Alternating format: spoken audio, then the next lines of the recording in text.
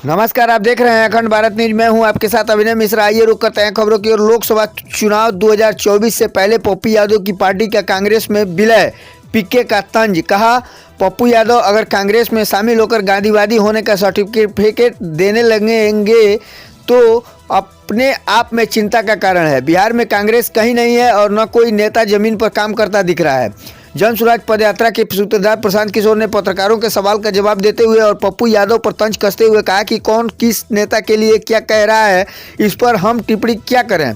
पप्पू यादव अगर कांग्रेस में शामिल होकर गांधीवादी की बात कर रहे हैं और ये कह रहे हैं कि कौन गांधीवादी है कौन नहीं है, और इसका सर्टिफिकेट भी अगर पप्पू यादव देने लगे तो अपने आप में बहुत चिंता का कारण है।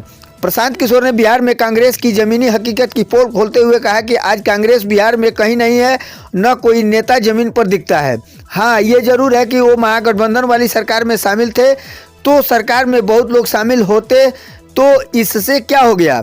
आज कांग्रेस राजनीतिक संगठन होने के नाते बिहार में कहीं नहीं है, न ही उनके नेता कुछ करते दिखते हैं। पिछले चुनावों की बानगी देते हुए प्रशांत किशोर ने कहा कि कर्नाटक विधानसभा के लिए 2013 में हुए चुनाव में कांग्रेस जीत कर आई, उसके एक साल बाद ही 2014 के आम चुनाव में बीजेपी सबसे अधिक लोकसभा की सीटें जीत कर आई।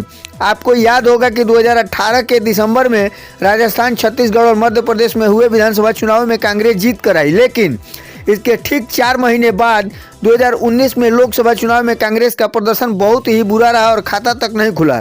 इसलिए मैं कांग्रेस या अन्य पार्टियों को भी बता रहा हूं कि देश में हर चुनाव एक अलग चुनाव होता है। आइए सुनते हैं प्रशांत किशोर ने क्या कुछ कहा है। पप्पू यादव जी अगर कौन गांधीवादी है, इसका सर्टिफिकेट अगर पप्पू यादव जी देश में देने लगे तो ये अपने आप में बहुत बड़ी चिंता का कारण है।